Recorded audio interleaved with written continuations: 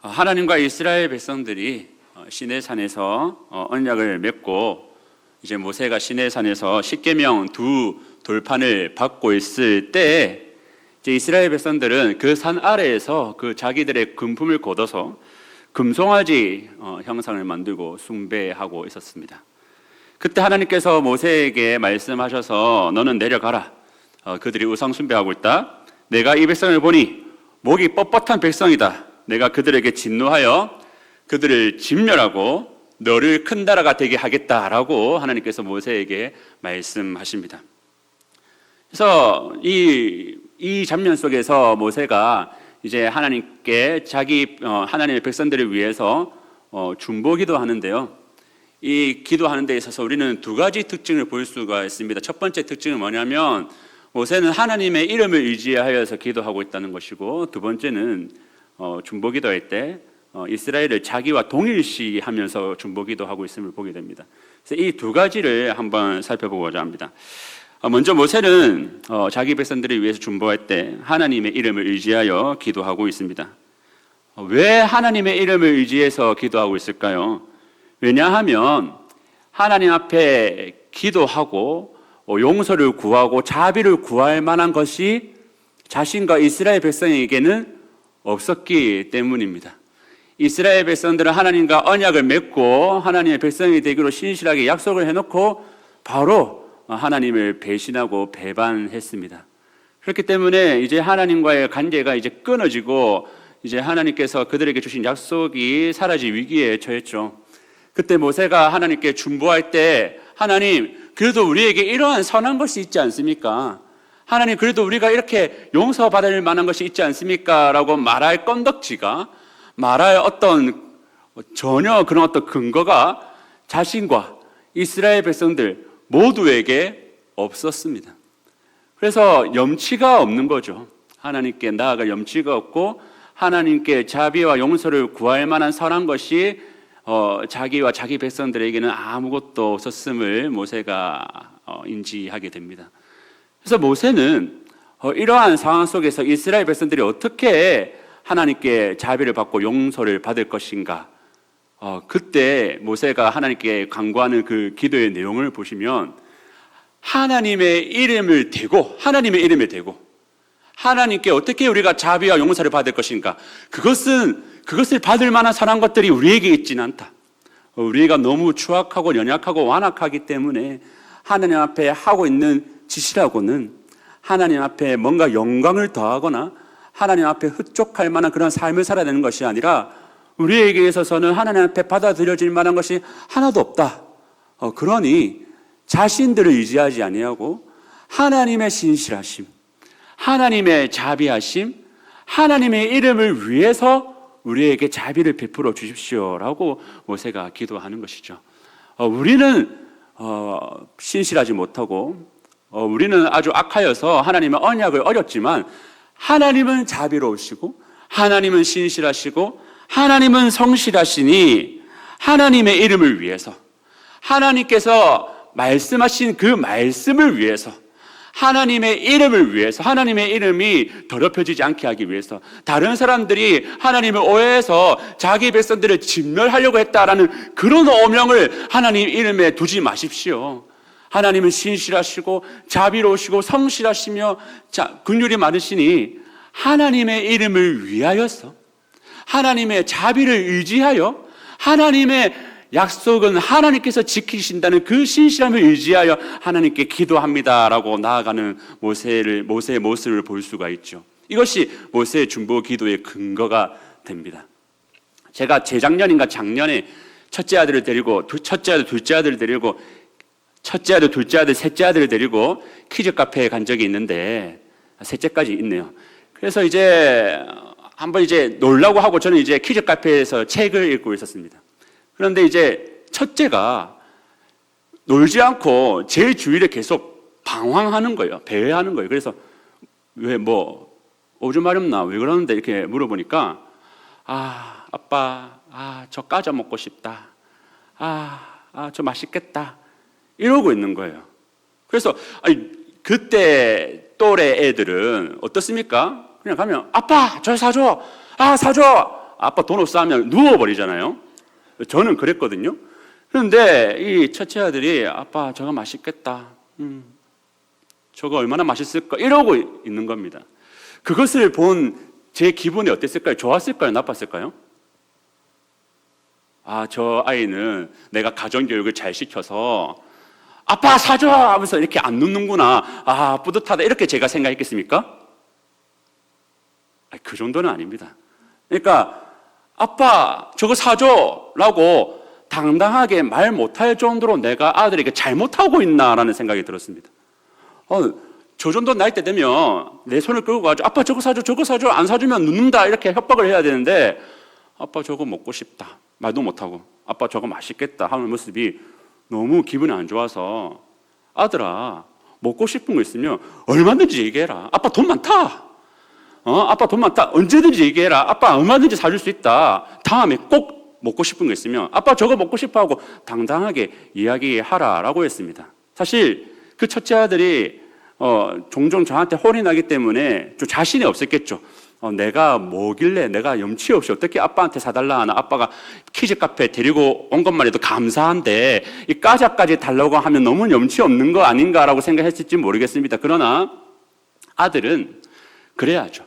부모님에게 아무리 부모에게 해줄 수 있는 게 하나도 없고 하는 게 하나도 없다 할지라도 당당하게 요구할 수 있는 것 아닙니까? 왜냐하면 부모님이 나를 너무 사랑하시고 부모님은 항상 나를 버리지 않는다는 확신이 있기 때문에 그렇게 그런 어떤 생사의 여탈권을 제가 쥐고 있는데도 불구하고 뻔뻔하게 발로 차고 또 화내고 눕고 그런 거 아니겠습니까?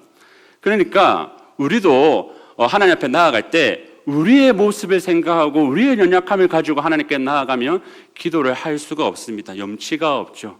그래서 하나님께서는 자신의 이름을 의지하여 기도하라고 자신의 이름을 우리에게 주셨습니다. 그 이름이 바로 예수 그리스도입니다. 예수 그리스도는 하나님 아버지의 자비하심입니다.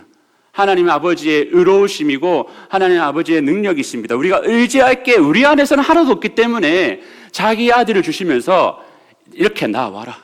내 아들의 이름을 의지하여서 마치 자녀가 아버지에게 나오듯이 날마다 나와라. 너의 모습이 연약하고 부족하고 나는 부모님에게 아무런 득이 안 되는데 라고 생각할지라도 그 아버지의 사랑이 풍성하다는 것을 믿고 그 아버지의 신실하심과 성실함을 의지하여서 그 아들의 이름을 붙들고 나오라는 것입니다.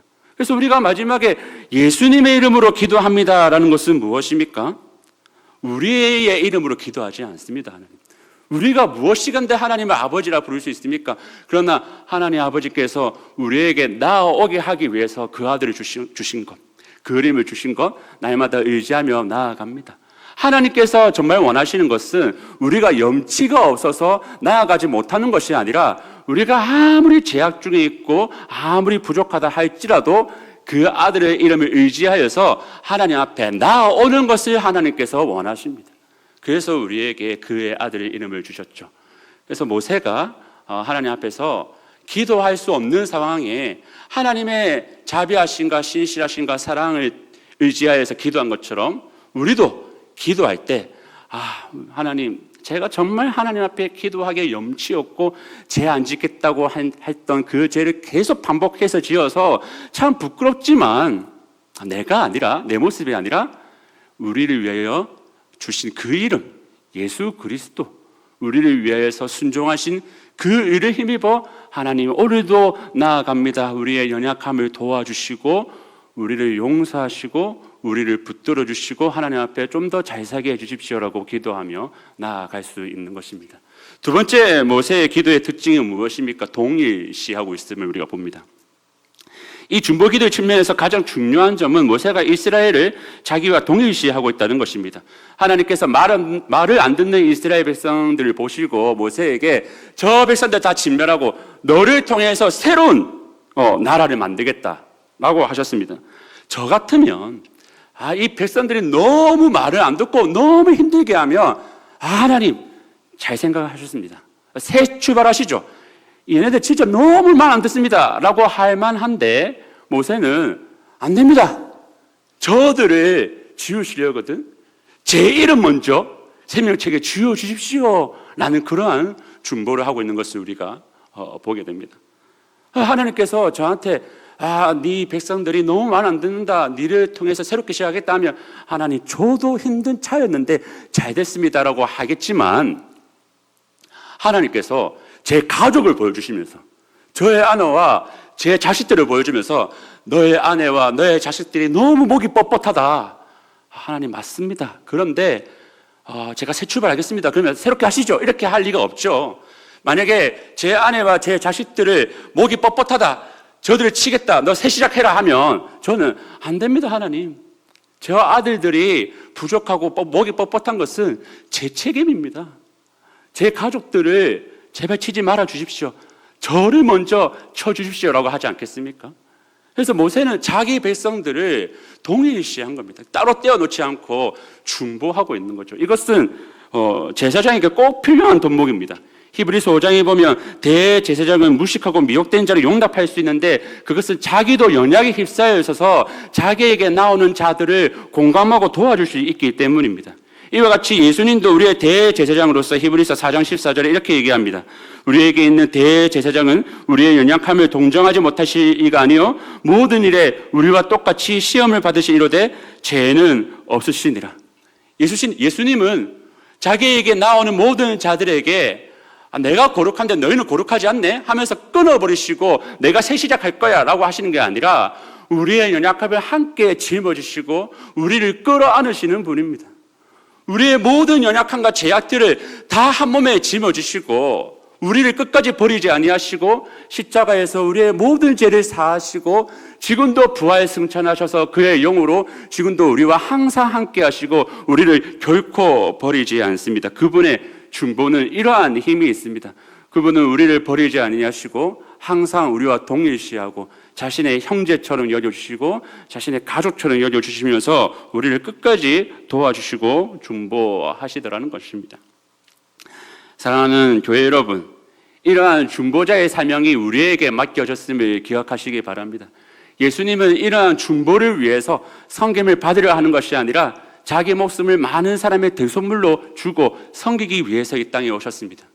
그리고 다 모든 세상 사람들이 무엇을 먹을까, 무엇을 입을까, 무엇을 마실까 다 자기의 영광과 자기 먹을 것을 구하며 살아가던, 스스로를 왕으로 생각하며 살아가던 모든 약한 백성들에게 예수님은 나와서 하나님 나라를 소개시켜 줬습니다. 더 이상 무엇을 먹을까 마실까 입을까 염려하는 너희 스스로 살려고 너희가 잘 먹고 잘 살려는 목적으로 살지 말고 오직 너희는 그의 나라와 그의 의를 구하며 살아가라. 하나님 나라를 이루며 하나님 나라를 세우며 하나님과 이웃을 섬기며 살아가라라고 하시는 것입니다. 그래서 우리를 왕 같은 제사장으로 삼아 주셨습니다.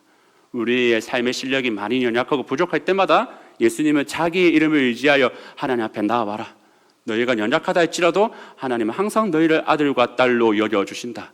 너희가 이 세상을 살아갈 때 무엇을 먹을까 무엇을 입을까 염려하지 말고 오직 너희에게 맡겨준 사명, 삶의 자리, 많은 사람들을 위해서 기도하고 중보하고 그들과 동일시하고 원수를 사랑하고 한 몸 된 교회를 사랑하고 사랑하며 섬기며 살아가는 그러한 삶과 그러한 기도를 우리에게 주셨습니다.